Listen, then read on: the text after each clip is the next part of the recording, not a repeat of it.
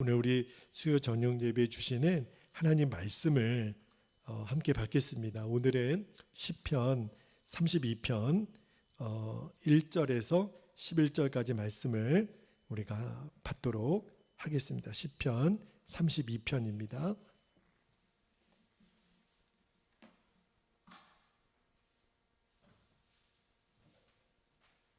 자, 한 절씩 말씀을 교독하여 읽고 마지막 11절은 같이 읽겠습니다. 1절입니다. 허물의 사함을 받고 자신의 죄가 가려진 자는 복이 있도다. 마음에 간사함이 없고 여호와께 정죄를 당하지 아니하는 자는 복이 있도다. 3절. 내가 입을 열지 아니할 때에 종일 신음함으로 내 뼈가 쇠하였도다. 주의 손이 주야로 나를 누르시오니 내 진액이 빠져서 여름 가뭄의 마름같이 되었나이다. 셀라. 5절. 내가 이르기를 내 허물을 여호와께 자복하리라 하고 주께 내 죄를 아뢰고 내 죄악을 숨기지 아니하였더니 곧 주께서 내 죄악을 사하셨나이다. 셀라. 이로 말미암아 모든 경건한 자는 주를 만날 기회를 얻어서 주께 기도할지라. 진실로 홍수가 범람할지라도 그에게 미치지 못하리이다. 7절. 주는 나의 은신처이오니 환난에서 나를 보호하시고 구원의 노래로 나를 두르시리이다. 셀라. 내가 내 갈 길을 가르쳐 보이고 너를 주목하여 훈계하리로다. 9절. 너희는 무지한 말이나 노새같이 되지 말지어다. 그것들은 제갈과 굴레로 단속하지 아니하면 너희에게 가까이 가지 아니하리로다. 악인에게는 많은 슬픔이 있으나 여호와를 신뢰하는 자에게는 인자하심이 두르리로다. 11절 함께요. 너희 의인들아 여호와를 기뻐하며 즐거워할지어다. 마음이 정직한 너희들아 다 즐거이 외칠지어다. 아멘. 아멘. 하나님의 말씀입니다. 오늘 그 수요 저녁 예배 설교 제목이 앞길이 환히 보이는 사람입니다. 오늘 수요일인데도 예배 자리에 우리 함께 하신 여러분들 정말 너무너무 주님의 이름으로 사랑하고 축복합니다. 이 감각을 여러분 평생 놓치지 않게 되기를, 그냥 습관적으로 의무적으로가 아니라 내가 기도하지 않으면 안 되는 주님의 인도하심을 받고자 오늘도 그 순종의 걸음이 하나님 보셨을 때 얼마나 귀하게 보실지, 그치요? 여러분, 오늘 여러 가지 이유로 우리가 예배드리기도 힘들고 마음의 갈등도 될 거예요.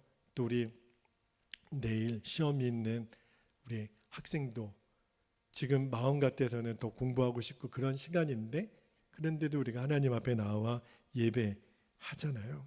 여러분, 우리가 또 성전에서 또 온라인으로 예배드리는 우리 성도들에게도 동일하게 제가 말씀드릴 수 있는 것은 우리들의 인생은 매 순간 우리에게 찾아오는 선택의 결과예요. 그 말은 무슨 말이냐면 오늘 내가 예배 자리에 없도록 선택할 수도 있었거든요. 그렇죠? 근데 오늘 내가 예배 자리에 있는 선택을 여러분은 하셨단 말입니다. 여러분, 그 뒤에 나오는 결과는요, 천지차이예요. 그 내가 지금 내린 선택 때문에 내 인생에 찾아오는 그 열매는요 너무너무 다릅니다. 그래서 우리가 평상시에 어떤 큰 위기나 문제가 오기 전에 평상시에 내가 주님의 인도하심을 늘 잘 받는 삶이 굉장히 중요합니다. 여러분, 인류 역사상에 가장 비참하게 이렇게 몰락하고 쇠퇴한 그런 인종을 하나 뽑으라 그런다면 아프리카의 미국 본토에, 아메리카 본토에 살았던 인디언들이라 그래요. 여러분, 그 넓은 땅을 사실은 인디언들이 차지하고 있었거든요. 원주민들이 잘 살고 있었는데, 근데 그 땅을 놓고 그만 영국과 프랑스가 전쟁을 하게 됩니다. 역사를 보면. 근데 그때 인디안 그 부족에 지도자들이 있을 거 아니에요. 근데 그 지도자들이 지금 프랑스와 영국이 싸우는데 도대체 어느 편을 들어야 우리에게 이익이 될까 판단을 못하는 거예요. 그래서 결국은 어떤 판단을 내렸냐면 우리가 프랑스 편을 들자. 프랑스가 이길 것 같거든요. 자기들이 판단에는. 그런데 그게 결정적인 실수가 됩니다. 결국은 프랑스는 영국에 대패하게 되죠. 그러니까 프랑스 편을 들었던 이 인디언들은요, 영국군에 의해서 말할 수 없는 비참한 학살을 당합니다. 완전히 이제 힘을 완전히 잃게 되죠. 그런데 그런 뒤로 이번에는 영국과 또 미국 본토에 있는 이제 사람들이 미국 사이에 또 전쟁이 일어났어요. 근데 또 인디언들이 또 고민이 되는 겁니다. 우리가 옛날에 영국하고 프랑스가 싸울 때 그때 프랑스 편 들었다가 엄청나게 곤욕을 치는 적이 있었거든요. 그래서 이번에는 누구 편을 드냐면 영국 편을 들어요. 그런데 그 영국 편을 들었다가 결국은 전쟁의 결과는 영국이 또 대패합니다. 그리고 나서 이제 미국의 정권을 잡은 사람들에 의해서 완전히 인디언은 그때 씨가 말라버립니다. 완전히 잘못 선택을 한 거죠. 길이 보이지 않으니까. 여러분, 내가 어느 길로 서야 살 길이 보이지 않으면 결정적인 잘못된 선택을 내리게 됩니다. 저는 이번에 중동 전쟁을 바라보면서 기도하게 되는 것은 그 지도자들이 지금 어느 쪽이든 막론하고 그 지도자들이 어떤 결정을 내릴 때 정말 주님께 묻고, 그들이 다 각각 믿는 신들이 있거든요. 하나님을 믿고 또 알라라는 신을 믿어요. 저는 정말 그들이 그렇게 하나님께 묻고 순종하는지를 정말 묻고 싶은 거예요. 길이 보이지 않으니까 매사에 선택하는 게 악수예요. 너무나도 많은 사람들이 무참하게 죽어나갑니다. 이거를 과연 누가 책임질지. 그래서 살 길이 보이지 않는데 내 마음대로 결정하는 게 진짜 두려운 일이에요. 여러분, 저와 여러분의 인생도 마찬가지잖아요. 작은 일부터 큰 일까지 우리는 길이 보여야 그 생명의 길을 따라 뭔가를 결정할 거 아니에요. 그 길이 보인다는 게 너무너무 중요한데, 영국의 시인 그 찰스 킹슬리가 이런 말을 했더라고요. 자신이 가야 할 길을 아는 사람에게는 세상도 길을 비켜준다. 그만큼 이 길이 보여진다라는 게 중요하다는 거거든요. 그러니까 어떤 큰 문제가 생기거나 유혹이 다가오는 것보다 더 큰 문제는 길이 안 보이는 거예요. 그러니까 엉뚱한 데서 헤매는 거죠. 바라기는 오늘 우리가 시편 32편 말씀을 나눌 텐데, 말씀을 통해서 주님, 저와 우리 가정, 우리 교회, 이 나라 민족, 열방이 길이 보여지는 은혜가 있기를 축복합니다. 특히 여러분에게 여러분의 인생의 앞길이 보여지는 은혜가 있기를 축복합니다. 저는 그 다윗의 인생을 사무엘상하나 또 시편이나 이렇게 쭉 읽으면서 다윗에게 여러 가지 부러운 점이 있지만 한 가지 부러운 것이 있다면 그의 삶에 여러 번의 위기가 오거든요. 근데 그때마다 그가 살 길을 선택했다라는 거, 그가 악수를 두지 않고 망하는 길을 선택하지 않고 사는 길을 선택했다는 게 참 부러워요. 여러분, 사울이 다윗을 죽이려고 할 때 2번이나 다윗이 사울을 죽일 수 있는 기회가 있었잖아요. 그때 다윗이 갈등을 안 했겠습니까? 사울을 살려줘야 되나 죽여야 되나, 그것도 2번이나. 근데 결국은 살려주는 쪽으로 결정을 하잖아요.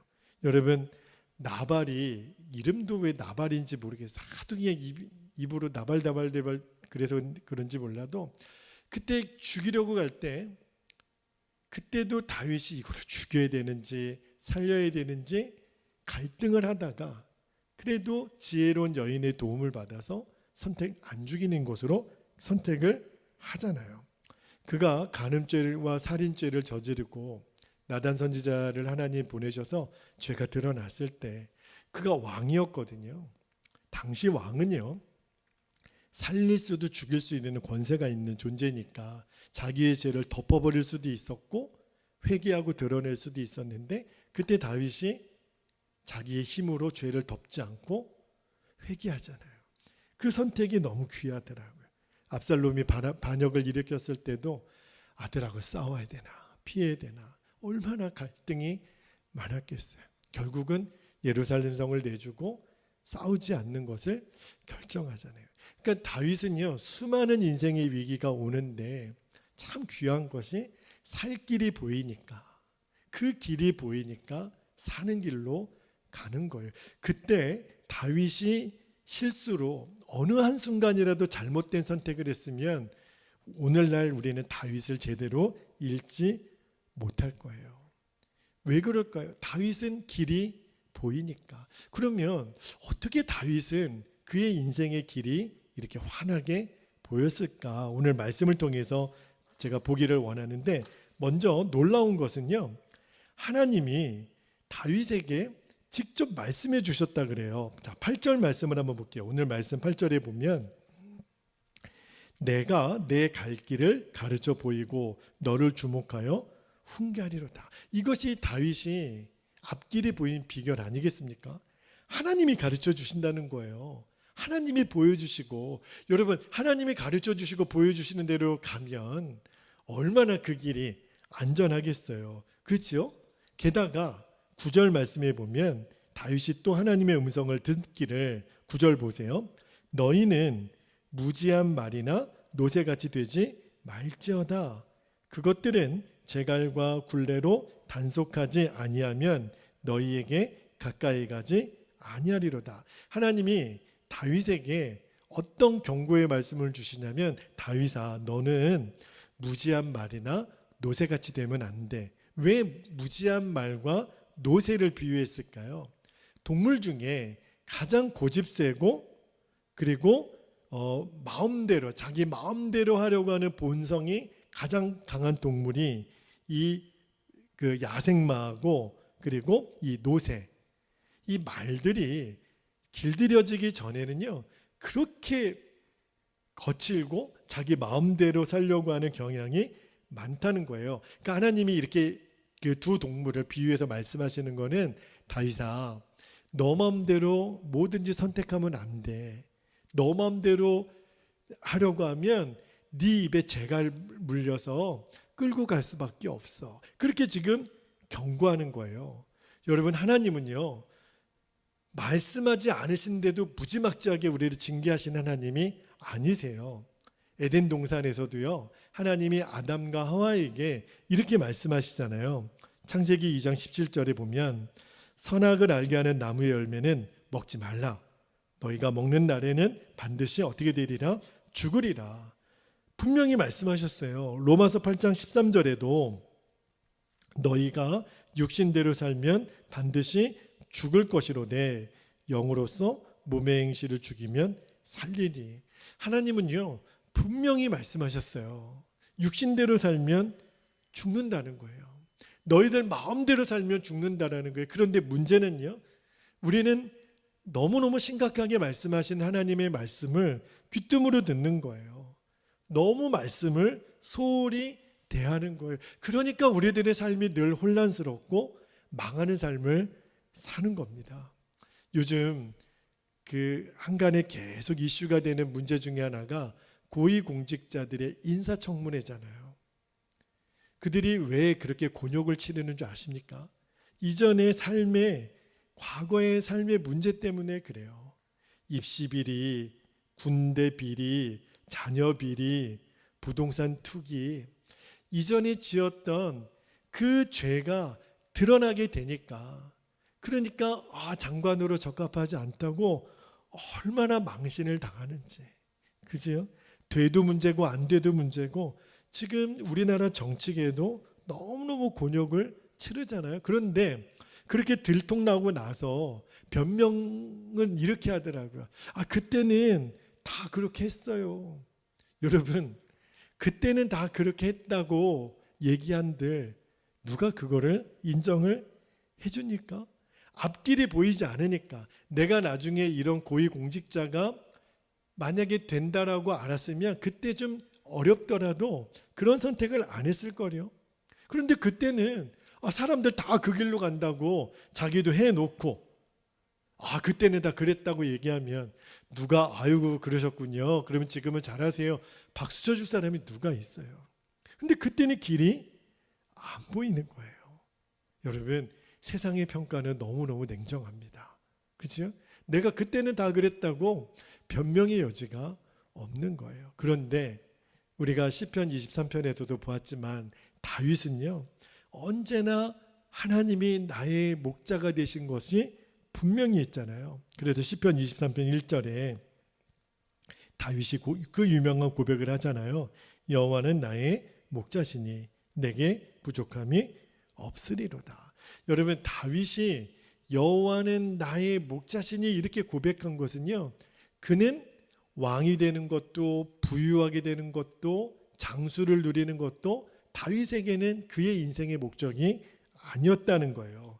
다윗은요, 성공이 목적이 아니라 하나님이 나의 목자가 되시는 것, 그게 다윗의 인생의 목적이었어요. 다시 말하면 왜 이 땅에 많은 사람들이 길을 헤매고 그렇게 엉뚱한 선택을 할까? 인생의 목적이 온통 성공, 평안인 거예요. 내 인생의 목적이 하나님이 아니니까 매번 우리가 내리는 결정이 엉뚱한 결정을 내리는 거예요. 물론 하나님이요, 다윗을 평탄한 길로만 인도하는 것은 평탄한 길로 대부분은 인도하셨죠. 그래서 시편 23편 2절에 보면 그가 나를 푸른 풀밭에 누이시며 쉴만한 물가로 인도하시는도다. 그런데 하나님이 다윗을 평탄한 길로만 인도하신 것이 아니었다 그래요. 하나님이 원하시는 것은 다윗의 평탄한 길이 아니라 다윗이 의로운 길을 가는 것을 더 원하셨어요. 그래서 시편 23편 3절에 보면 내 영혼을 소생시키시고 자기 이름을 위하여 무슨 길로? 의의 길로 인도하시는도다 그랬잖아요. 그러니까 때때로는 사망의 음침한 골짜기까지 가는 거예요. 4절 말씀에 내가 사망의 음침한 골짜기로 다닐지라도. 그런데 그런 상황에서도 다윗이 흔들리지 않아요. 참 놀랍죠. 근데 그 이유가 4절 후반절에 이렇게 나오잖아요. 해를 두려워하지 않을 것은 주께서 나와 함께 하심이라. 주의 지팡이와 막대기가 나를 안위하시나이다. 그러니까 늘 다윗은요, 하나님이 함께 하심을 믿었어요. 다윗의 마음의 중심이 딱 이렇게 붙들려 있으니까 앞길이 환하게 보이더라는 거예요. 여러분, 성공이냐 예수냐 둘 중에 하나만 선택하라 그러면 여러분들은 뭘 선택하겠어요? 당연히 예수님이죠. 그런데 성공을 선택하면요, 그에게는 인생의 앞길이 보이지 않습니다. 당장은 그 길로 가면 성공할 것 같지만 결국 망하는 길로 가요. 우리들의 인생에 진짜 승리하는 삶을 살 수 있는 유일한 선택은 예수님 그분이죠. 그러므로 다윗처럼 하나님의 인도함을 받아서 인생의 길이 훤하게 보이는 사람이 되려면 제일 중요한 게 뭘까요? 하나님 그분과 내가 친밀한 거예요. 하나님 그분과 나의 관계가 바로 되어야 되는데, 여러분, 우리는 어려울 때 하나님 도와주세요, 길을 가르쳐 주세요, 아예 그것도 구하지 않는 사람보다는 낫겠지만, 그러나 제일 지혜로운 사람은 평상시에 매 순간에 하나님과의 친밀함을 구하는 거예요. 여러분, 다윗도요, 그의 인생에 결정적인 죄가 있었죠. 그가 결정적인 죄를 짓고 나서 이 하나님과의 친밀함이 깨어지는 것이 얼마나 두려워했냐면, 자, 오늘 3절 4절 말씀 볼게요. 3절 3절에 내가 입을 열지 아니할 때에 종일 신음함으로 내 뼈가 쇠하였도다. 4절 주의 손이 주야로 나를 누르시오니 내 진액이 빠져서 여름 가뭄의 마름같이 되었나이다. 셀라. 여기 이 3절의 고백이요, 3절 4절의 고백이 다윗이 밧세바랑 간음하고 우리아를 죽인 일이 있었잖아요. 그때 다윗이 죄책감에 시달렸던 때를 지금 이 3절 말씀에서 고백하는 거예요. 여기 보니까 3절에 내가 입을 열지 아니할 때 그랬잖아요. 세번역 성경에 보니까 입을 다물고 죄를 고백하지 않았을 때, 이 말은요, 다윗이 자기의 죄를 사람들 앞에서 숨기고 있다는 거예요. 근데 여러분, 사람에게 숨긴다고 죄가 다 숨겨집니까? 하나님은 다 알고 계시는데 아무리 사람 앞에서 숨긴다 한들 무슨 소용이 있겠어요? 그러니까 다윗이 그 죄책감 때문에 견디기 어려웠을 때 하나님이 나단 선지자를 다윗에게 보내잖아요. 그리고 온 사람들 앞에서 다윗의 죄를 폭로하십니다. 자, 그때 다윗이 왕의 권력으로 죄를 덮을 수도 있었거든요. 왕에게는 그런 권세가 있거든요. 그런데 그때 다윗이 자기의 죄를 고백합니다. 그 고백이 5절 말씀에 나와요. 5절 말씀 한번 볼까요? 내가 이르기를 내 허물을 여호와께 자복하리라 하고 주께 내 죄를 아뢰고 내 죄악을 숨기지 아니하였더니 곧 주께서 내 죄악을 사하셨나이다. 여러분, 다윗이 이 순간에 온 대신들과 백성들 앞에서 자신의 간음과 살인죄를 드러내는 것은요, 결코 쉬운 일이 아닙니다. 우리가 다윗의 인생에서 정말 다윗에게 배워야 되고 다윗의 믿음이 귀한 것은요, 그가 비록 죄에 무너졌지만 다윗은 회개함으로 다시 하나님께 붙들린 사람이라는 거예요.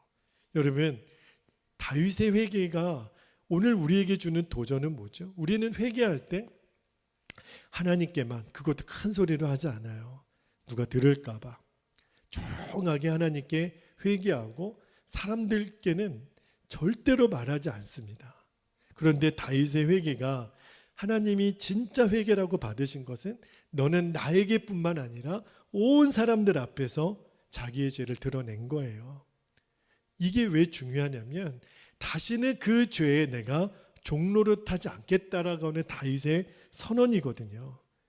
여러분, 얼마든지 감출 수 있었다니까요, 왕의 힘으로. 그런데 다윗은 그렇게 하지 않았어요. 이게 뭘 말하는 거냐면 다윗의 영혼이 지금 굳어있지 않다라는 거예요.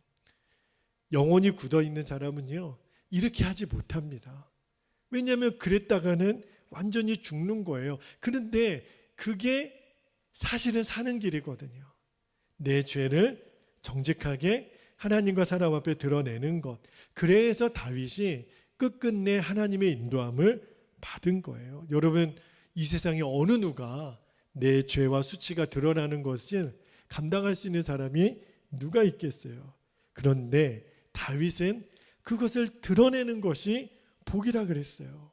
내 죄가 드러나고 그 죄를 사함받는 것이 얼마나 큰 복인지 다윗이 1절에 이렇게 고백합니다. 1절 2절에 허물의 사함을 받고 자신의 죄가 가려진 자는 복이 있도다. 다윗이 분명히 그랬어요. 나는 죄 한 번도 안 지었어요. 이렇게 고백하지 않았어요. 저는 죄를 많이 졌습니다. 그러나 그 죄를 사함받은 사람은 얼마나 복된 사람인지 모릅니다. 2절에 보니까 마음에 간사함이 없고 여호와께 정죄를 당하지 아니하는 자는 복이 있도다. 그런데 이 말씀을요, 세번역 성경으로 읽어보니까 더 리얼하게 와닿더라고요. 세번역 성경에는 1절 2절을 이렇게 묘사를 합니다. 복되어라 거역한 죄 용서받고 허물을 벗은 그 사람, 주님께서 죄 없는 자로 여겨주시는 그 사람. 2절에 마음에 속임수가 없는 그 사람, 그는 복되고 복되다. 여러분, 우리가 이제 눈을 떠야 돼요. 우리가요, 주님 앞에 서게 되는 날 예수님의 보혈로 우리들의 모든 죄가 가려졌다라는 거, 그거를 확인하는 복보다 더 큰 복이 있을까요? 왜냐하면 죄를 가지고는 주의 나라에 들어갈 수가 없는데 예수님의 보혈로 내 죄가 씻겨졌어요. 그거보다 더 큰 복이 있을까요? 그런데 다윗은요, 주님 앞에 서게 되는 날 깨닫게 되는 그 복을 지금 깨닫는 거예요. 그래서 다윗이 정말 복이 있는 사람이에요. 여러분, 내가 죄를 품고 있는 한은요, 주님의 길을 인도함을 못 받습니다. 죄를 품고 있는 한은 내 기도에 담대함이 없어요. 그런데 내 죄가 주님의 은혜로 십자가의 예수님의 보혈로 사함을 받은 은혜가 나에게 부어지고 나면 비로소 길이 보이는 거예요. 기도의 힘을 얻는 거예요. 그래서 다윗이 이 죄사함을 받은 경건한 자의 기도는요, 고난의 홍수도 막아낸다라고 오늘 고백하잖아요. 6절 7절 말씀 한번 볼게요. 6절 7절에 보니까 이로 말미암아 모든 경건한 자는 주를 만날 기회를 얻어서, 여기서 경건한 자는 용서함을 받은 자를 말하는 거예요. 주께 기도할지라. 그러면서 뭐라 그러냐면 진실로 홍수가 범람할지라도 그에게 미치지 못하리이다. 이어지는 7절에 주는 나의 은신처이오니 환난에서 나를 보호하시고 구원의 노래로 나를 두르시리이다. 셀라.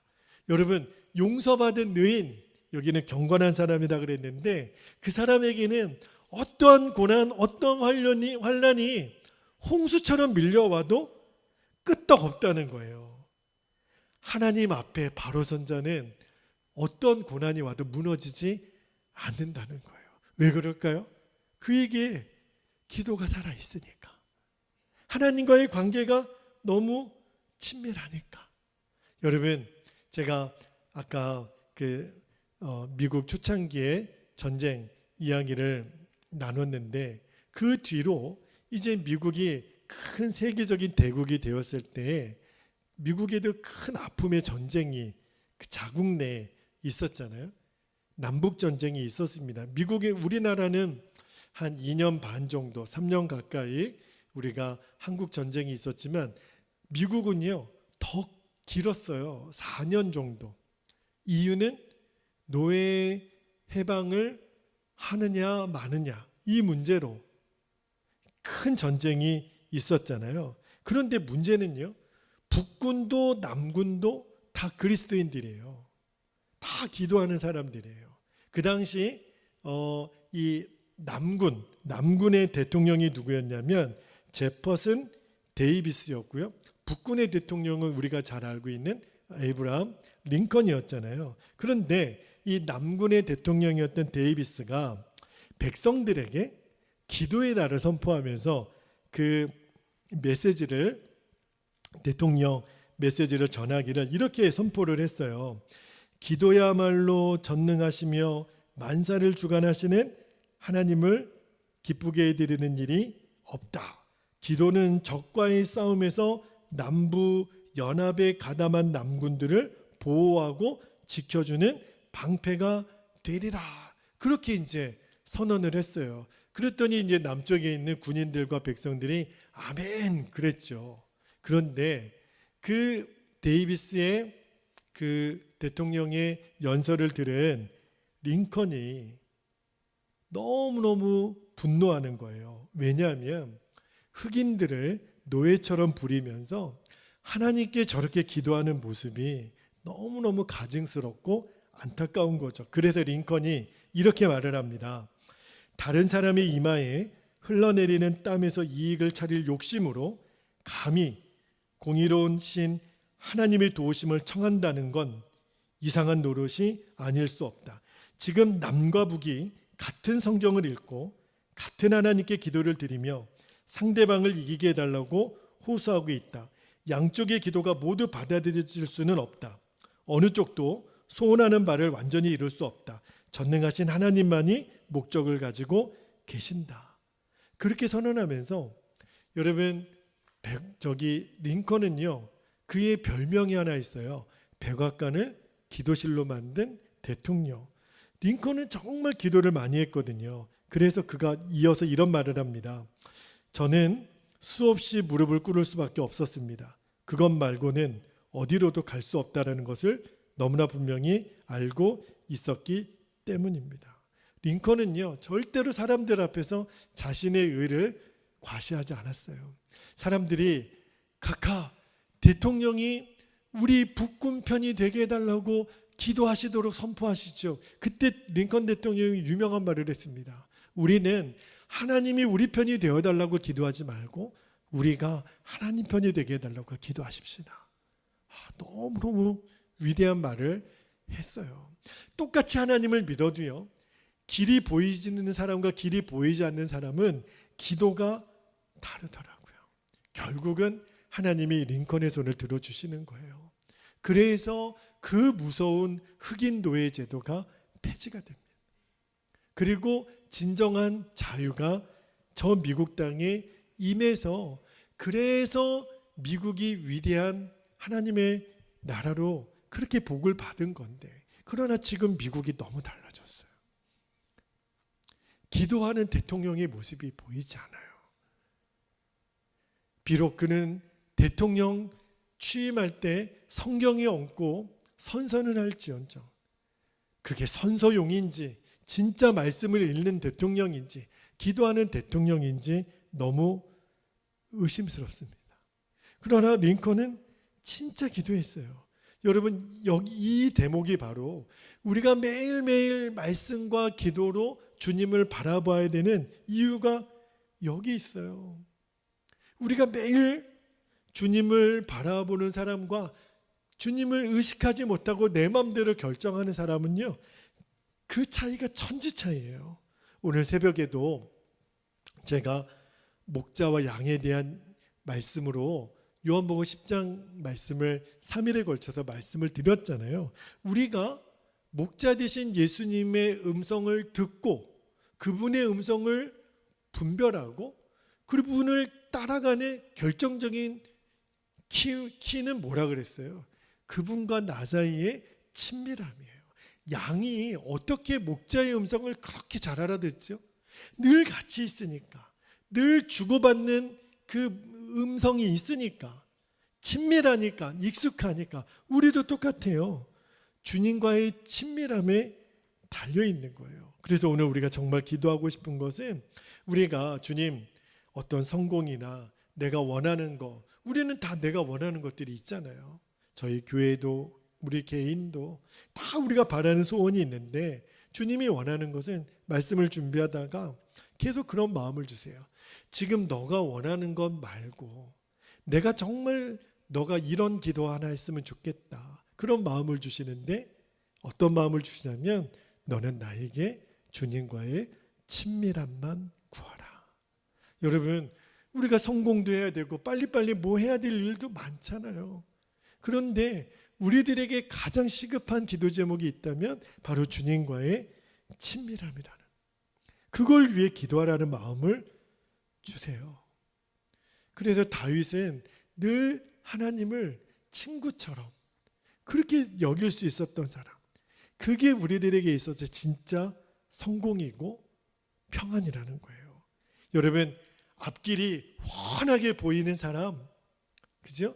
내 앞길이 너무너무 큰 대로와 같이 보이는 사람이 어떤 고백을 하냐면 시편 84편 5절에서 7절까지 이 말씀을 읽고 우리가 기도하기를 원하는데, 앞길이 환하게 보이는 성도만이 할 수 있는 진짜 고백이 나와요. 자, 시편 84편 5절에서 7절까지 말씀을 함께 읽도록 하겠습니다. 시작. 주께 힘을 얻고 그 마음에 시온의 대로가 있는 자는 복이 있나이다. 그들이 눈물 골짜기로 지나갈 때 그곳에 많은 샘이 있을 것이며 이른 비가 복을 채워주나이다. 그들은 힘을 얻고 더 얻어 나아가 시온에서 하나님 앞에 각기 나타나리이다. 아멘. 여러분, 우리들의 인생길이 보이지 않을 때 우리는 오직 예수님만 선택했으면 좋겠어요. 성공이 아니라 주님, 더디 가도 좋으니 저는 오늘 이 자리에서 이 시간에 예수님을 선택합니다. 저는 기도하고 말씀을 선택합니다. 내 마음대로 살려고 하는 그 거친 말, 노새와 같이 되지 말지어다 그랬어요. 너 그러면 입에 재갈만 물릴 거야, 그렇게 말씀하셨잖아요.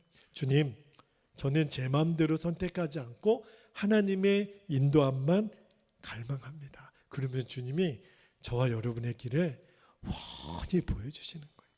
다윗처럼 어떤 선택을 내려야 될지. 저도 오늘 몇 가지 계속 반복되는 이분을 선택해야 되나 저분을 선택해야 되나 너무 고민되는 문제들은 계속 와요. 근데 주님은 어느 쪽이라고 말씀하지 않고 내가 너에게 먼저 원하는 것은 나의 인도함을 구하고 나와의 친밀함을 먼저 구하라. 그러면 너에게 바른 결정을 내릴 수 있는 은혜를 주시겠다는 거예요. 그게 바로 시온의 대로입니다. 그 길이 훤히 보여지는 은혜가 오늘 저와 여러분에게 보여지기를, 누려지기를 주님의 이름으로 축복합니다. 이제 우리 기도하겠습니다. 두 가지 기도 제목을 붙잡고 기도할 때 첫 번째 기도 제목, 내 인생의 앞길이 훤히 보이는 사람이 되어 주님이 기뻐하시는 길을 걷게 하옵소서. 두 번째, 다윗처럼 내 인생의 목적이 성공이 아니라 언제나 주님과의 더 깊은 친밀함이 되게 하소서. 이 두 가지 기도 제목을 붙잡고 우리가 또 하나 기도하고 싶은 것은 이스라엘 하마스 전쟁이 빨리 종식되도록 더 이상의 반목과 다툼이 없도록 여러분 또 생각나실 때 기도해 주시기를 바랍니다. 우리 주님의 이름을 간절히 부르시고 통성으로 기도하겠습니다. 주여, 할렐루야. 사랑과 은혜가 많으신 아버지 하나님 감사합니다. 오늘 이 밤에도 우리들의 인생은 늘 반복되는 선택 속에 있습니다. 그러나 내가 지금 어떤 길을 선택하느냐에 따라서 내 인생의 열매는, 결과는 너무너무 달라집니다. 주님, 내 인생의 길이 보여져야 시온의 대로와 같은 길을 갈 수 있습니다. 결정적인 실수, 실패를 경험하지 않을 수 있습니다. 아버지 하나님, 다윗처럼 길이 훤히 보이는 사람이 되고 싶습니다. 길이 훤히 보이는 인생이 되고 싶습니다. 그래서 어떤 결정을 내리더라도, 어떤 선택을 하더라도 주님이 기뻐하시는, 주님이 원하시는 선택과 결정을 할 수 있도록 인도하여 주옵소서. 밀어나기 짝이 없는 양과 같고 또 노새와 같고 말과 같이 고집센 저희들이지만, 그러나 우리를 포기하지 않으시고 집어 던져서라도 그 목자 되신 예수님 따르라고 오늘도 우리를 채근하시고 인도하시는 주님의 음성을 듣습니다. 아들아, 나는 너에게 원하는 것은 나와의 친밀함이다. 네, 주님, 주의 음성을 붙잡습니다. 그리고 내가 주님과의 더 깊은 친밀함으로 나아가는 것입니다. 내 인생의 목적이 성공이 아니라, 평안이 아니라 예수님 당신이 되기를 원합니다. 그때 비로소 보여지는 내 인생의 길, 훤히 보여지는 은혜, 하나님 우리가 누리게 되기를 원하고, 종과 우리 가정과 또 우리 성도들이, 우리 교회가, 이 나라 민족이, 열방이 아버지 하나님 이 눈이 열려지게 되기를 원합니다. 특별히 이스라엘 하마스 전쟁 가운데 있는 그 지도자들 가운데 이 눈이 열려지게 되기를 원합니다. 아브라함 링컨이 그렇게 기도했던 것처럼 아버지 하나님, 판단은 하나님이 하시오니 아버지 하나님 절대로 마음대로 판단하거나 결정하는 일이 멈춰지게 하여 주옵소서. 이 일이 주님의 허락하심인지 분명히 묻고 기도해야만 결정적인 실수를 하지 않게 됩니다. 돌이킬 수 없는 그 죄를 저지르지 않게 됩니다. 아버지 하나님, 이 눈이 열려지기를, 아버지 하나님, 온 열방의 하나님 지도자들에 있는 아버지 하나님, 그들이 결코 잘못된 선택을 하지 않기를 아버지 하나님 정말 주님의 마음을 부어주시고 하나님께 묻고, 주님, 주님이 원하시는 대로 시온의 대로의 길을 볼 수 있는 눈을 열어주옵소서. 그리고 순종하게 하옵소서. 그리고 우리 모두가 주님과의 친밀함으로 우리의 인생을 다시 세팅하게 하여 주옵소서. 주님, 주님과의 친밀함이 주님을 따라가는 길이 보여지는 바로미터입니다. 주님, 우리에게 그 눈을 열어주소서. 우리가 그 길을 걷게 하소서. 주님, 그대로 순종하게 하소서. 주님, 그렇게 우리를 인도하여 주옵소서. 그렇게 인도하실 주님을 사모합니다. 아버지 감사합니다. 주여 감사합니다.